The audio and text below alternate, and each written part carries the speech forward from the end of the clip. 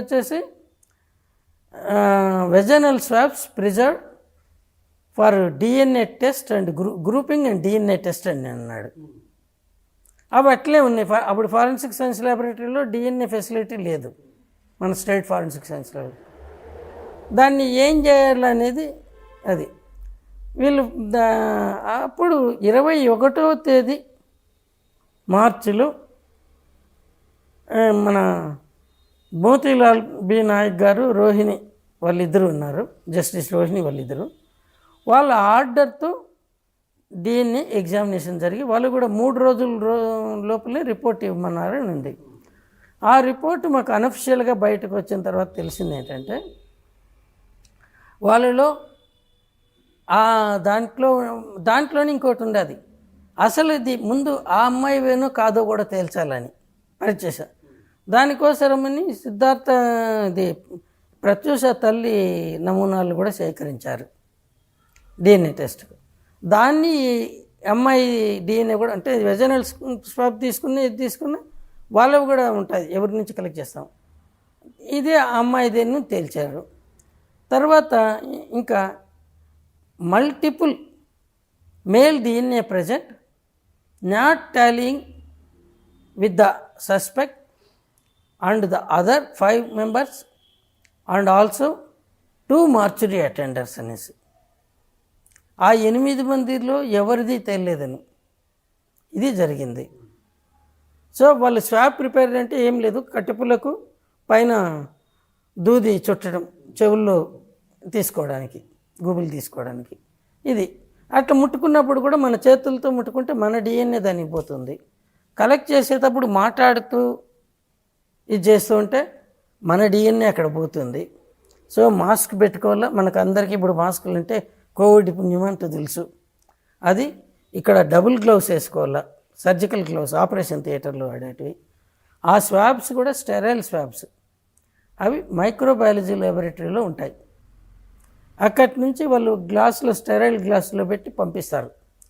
అవి మేము స్వాబ్ అంటే ఏం లేదు, ఇట్లా తీసి ఫ్యాన్ ఎయిర్ కింద ఆరబెట్టి పూర్తిగా తడి ఆరిపోయిన తర్వాత మళ్ళీ ఆ బాటిల్లోనే పెట్టి వాళ్ళకి పంపుతాం.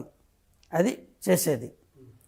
సో ఈ స్వాబ్స్లో వచ్చినాయి అనేసి, అది ఎందుకు వచ్చినాయని అటు డిఎన్ఏ వాడు కానీ ఇక్కడ వీళ్ళు కానీ ప్రయత్నం చేయలేదు కనుక్కోవడానికి, కోర్టు కూడా ప్రయత్నం చేయలేదు.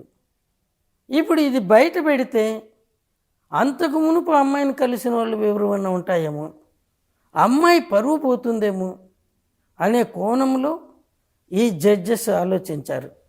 ముఖ్యంగా మోతీలాల్ బి నాయక్ గారు ఆలోచించి దాన్ని సీల్డ్ కవర్లో వేసి జ్యుడిషియల్ రిజిస్ట్రార్ కస్టడీలో పెట్టారు, ఎవరికి చూపించొద్దండి.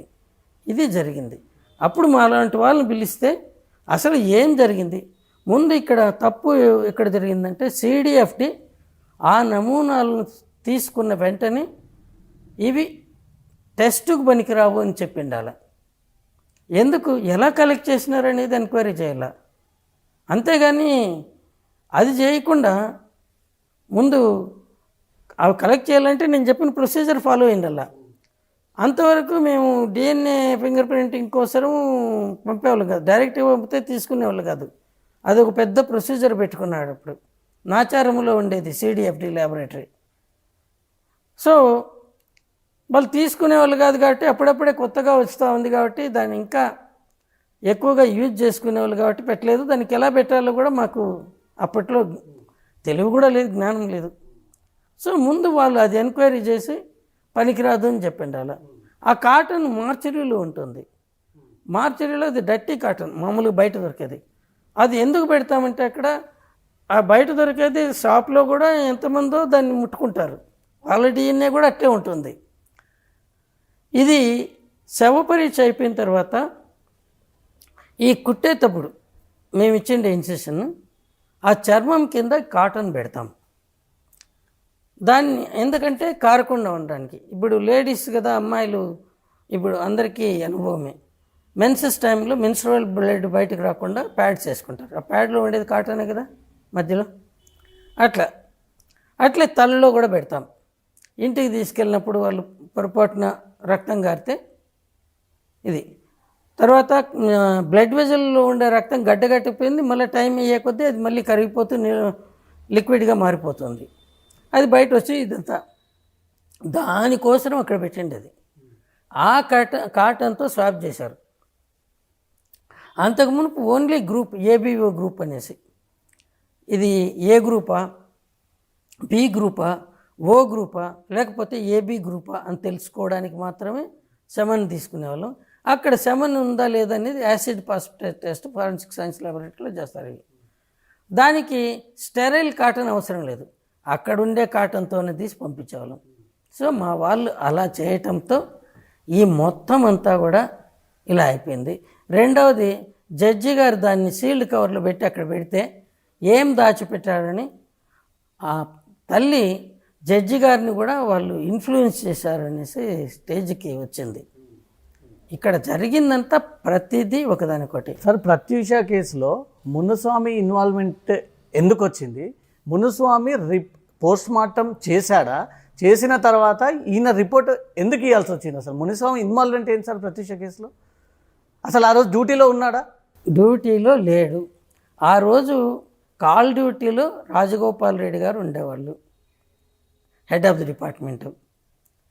ఇంకొక తర్వాత ఇది పోస్ట్ శవ పరీక్ష చేసిన అతనికి అప్పటికింత ఇంకా 3 నెలలే ఎక్స్పీరియన్స్ ఉంది.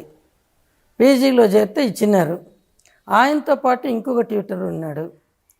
వీళ్ళు పోయి ఇక్కడ నార్మల్ కేసులు చేసుకుంటూ, మర్డర్ కేసులు అయితే ఎవరినైనా స్పెషలిస్టులు పిలిపించుకుంటారు. అట్లా రాజగోపాల్ రెడ్డి గారికి ఫోన్ చేస్తే ఆయన ఇంకొక డాక్టర్ని పేర్లు చెప్పండి వాళ్ళని, ఆయన అసోసియేట్ ప్రొఫెసర్గా ఉన్నాడు. ఆయన్ని పంపించాడు మార్చురీకి మర్డర్ కేసు చేయడానికి. సో ఆయన అక్కడికి వెళ్ళాడు. ఈ శవం లాస్ట్ది, ఆఖరిది. ఇంకా ఇది జరుగుతూ ఉంటే ఆ అసోసియేట్ ప్రొఫెసర్ ఎట్లాగూ మార్చురీలో ఉన్నప్పుడు వీళ్ళకి హెల్ప్ చేశాడు. అది report. Next day morning report prepare చేశారు.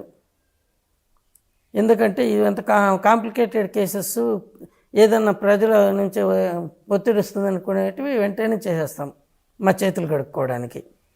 సో ఇది జరిగింది. దీంట్లో ఎక్కడ కానీ మ్యానిపులేట్ చేయడానికి కానీ ఎక్కడ లేదు. వీళ్ళు పోస్ట్ మార్టం రిపోర్టు వాళ్ళు చూసింది, వాళ్ళకి తట్టినట్టు రాసినారు. దాని గురించి ఇంకా డిస్కషన్ కూడా అనవసరం.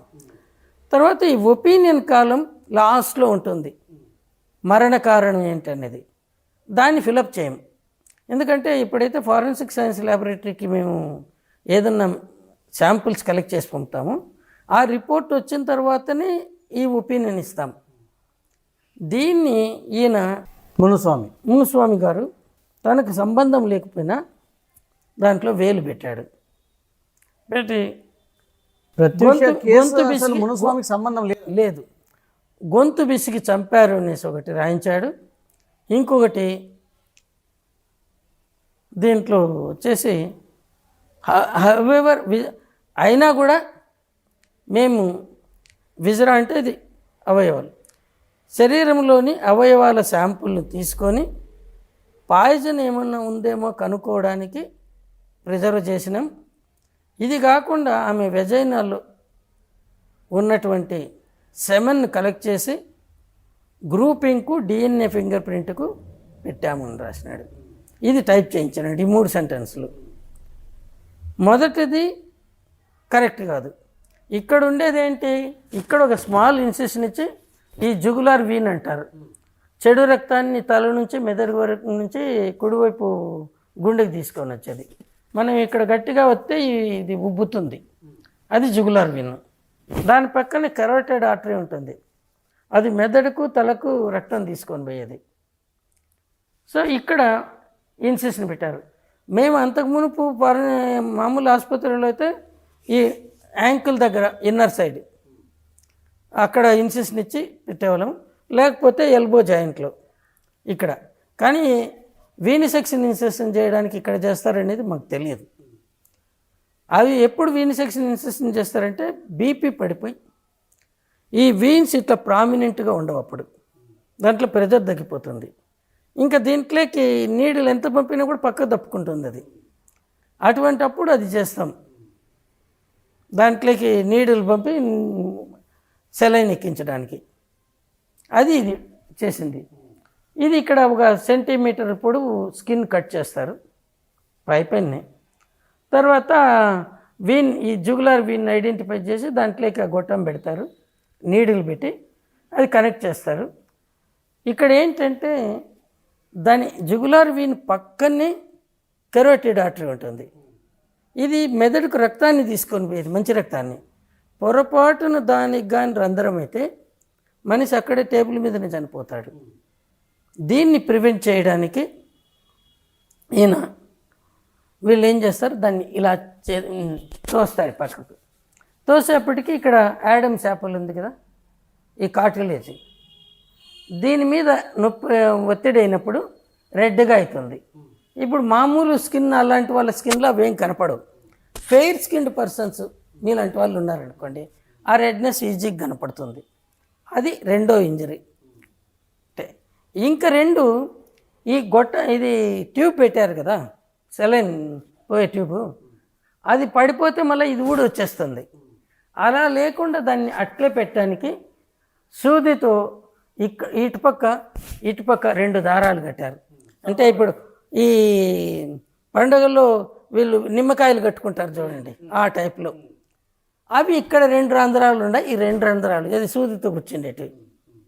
మామూలు అంటే ఆ సర్జికల్ సూదితోనే కూర్చుతారు, దాంతో నీడిలాగా పుక్తారు. అవి 2 రంధ్రాలు, ఇటుపక్క 1 ఇటుపక్క 2 అవి అయినాయి. ఇవి 4 ఇంజరీలు అయినాయి. ఇంకా ఈ గొట్టం పెడతారు విండ్ పైప్లకి, అది ఇక్కడ ఉంటే అప్పుడు మీడియాలో కూడా వస్తుంది. దాన్ని వెడల్పు టేప్తో ఇట్లా చుట్టి తర్వాత దాన్ని తీసుకొని వచ్చి ఇక్కడ అదుముతారు, ఈ బోన్ మీద, జా బోన్ మీద. ఇక్కడ రెడ్గా అయింది. అది కూడా ఏంటి, 4 సెంటీమీటర్లు పొడవు, ఇంటరప్టెడ్ మార్క్స్ అనేసి అదే అయింది. తర్వాత స్టమక్లకి ఇక్కడి నుంచి ట్యూబ్స్ పంపుతారు ముక్కులో నుంచి. ఆ ట్యూబ్ ఇక్కడ ఉండడానికని ఇక్కడ ప్లాస్టర్ వేశారు ఇవి. సో అవి 4, ఇవి 2, 6. ఇక్కడ 1, ఇదొకటి, 6 అయినాయి. ఇంకా ఆఖరికి ఇది ఆర్టీరియల్ బ్లడ్ అని తీస్తారు గ్యాస్ అనాలిసిస్కు. ఎందుకంటే కార్బన్ డైఆక్సైడ్ ఎంత ఉందో రక్తంలో అనేది కనుక్కోవడానికి. వీనస్ బ్లడ్ మామూలుగా తీస్తాం.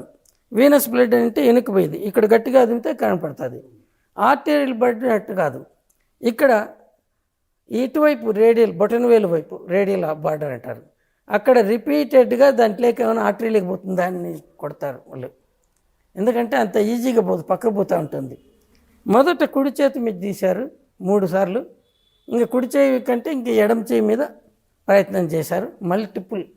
అవి చూస్తే మీకు దోమలు గుట్టిన మార్కుల్లాగా ఉంటాయి, అంతకంటే లేదు. ఇంకా ఇక్కడ కూడా పెద్ద సక్సెస్ కాకపోతే అప్పుడు ఇక్కడ మార్కెట్ దగ్గర ఉండే కేర్ హాస్పిటల్ నుంచి స్పెషలిస్ట్ని పిలిపించి ఆయన వచ్చినప్పుడు ఇక్కడ ఈ గ్రాయిన్స్ దగ్గర అటెంప్ట్ చేశారు. ముందు ఒకవైపు అటెంప్ట్ చేసినారు, ఫెయిల్ అయినారు, ఎందుకంటే బీపీ బాగా పడిపోయింది. ఇంకా రెండో పక్కన అటెంప్ట్ చేసి సక్సీడ్ అయినాడు. అవి ఇంజెక్షన్ మార్క్స్ అక్కడ ఉన్నాయని రాసినారు, అది 13వ గాయం. తర్వాత ఇంకా 2 గాయాలు, ఇంకోటి ఈ DC shock, direct current shock అని ఇస్తారు. అది ఫ్యూ సెకండ్స్ మాత్రమే, ఫ్రాక్షన్ ఆఫ్ ద సెకండ్ ఇట్లా పెట్టి తీసేస్తారు. మనకైతే ఏం కనపడదు, అది ఇట్లాంటి ఇదే బాక్స్ లాగా. ఇక్కడ జెల్లీ పూస్తారు, ఎందుకంటే చర్మం పోయేటప్పుడు రెసిస్టెన్స్ వస్తే కాలుని గాయాలు ఏర్పడతాయి. మనం ఎలక్ట్రిసిటీ పెట్టుకుంటే అక్కడ కాలేది, ఈ చర్మం ఇచ్చే రెసిస్టెన్స్ వల్ల. ఆ రెసిస్టెన్స్ పోవడానికి తడి చర్మం కావాలి, దానికోసం ఇక్కడ జెల్లీ పూస్తారు. సైడ్స్లో పూయరు. సో మగవాళ్ళకు దాని మార్కులు కనపడవు. ఆడవాళ్ళకు రొమ్ము ఇటుపక్క పెట్టినప్పుడు ఆనుకున్నప్పుడు ఈ అంచులు అంతాయి, వాటి మార్క్స్ ఇటుపక్క ఒకటి ఉన్నాయి. ఇవి దాని మీద ఉండే